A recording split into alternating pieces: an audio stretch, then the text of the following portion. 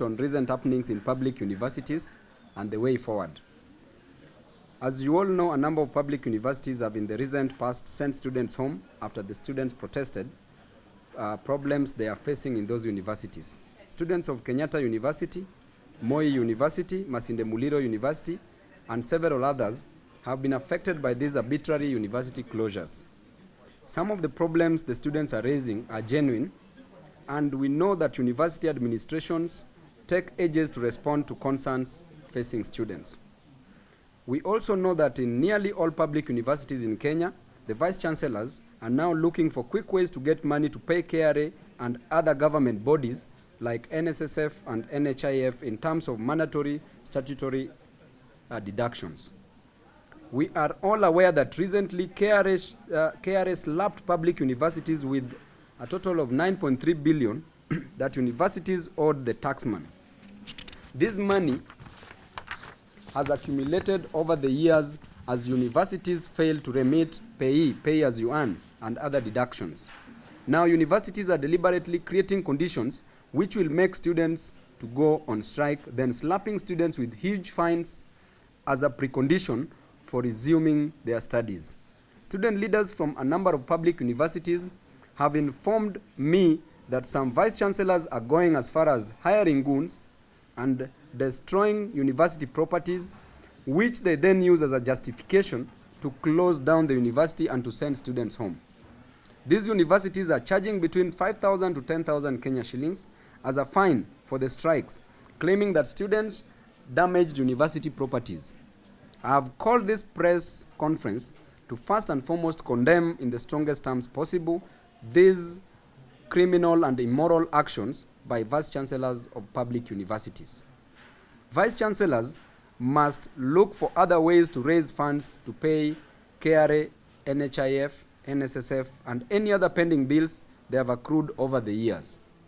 Vice chancellors and university administrations must stop using poor students as their SACCO savings and loan guarantors. Vice chancellors and university administrations must stop their criminal action and of abruptly and arbitrarily closing down universities and sending students home after hiring goons and hooligans to destroy university properties. In Kenyatta University, it was clear that even students were ambushed by hired goons and thugs. It was clear that the chaos that led to closure of the university was between hired thugs and hired police officers. Many students were caught in the chaos created by these two groups, which the university then used to hurriedly close down the university.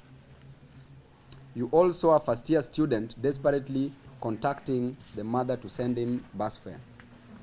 Poor students from very poor families have been forced to return home, and these poor families are then forced to pay hefty fines so that corrupt vice chancellors and other university administrators can keep their jobs now that KRA is closing in on them.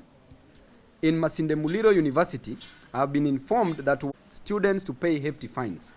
This was after the vice chancellor abruptly closed the university and sent all students home.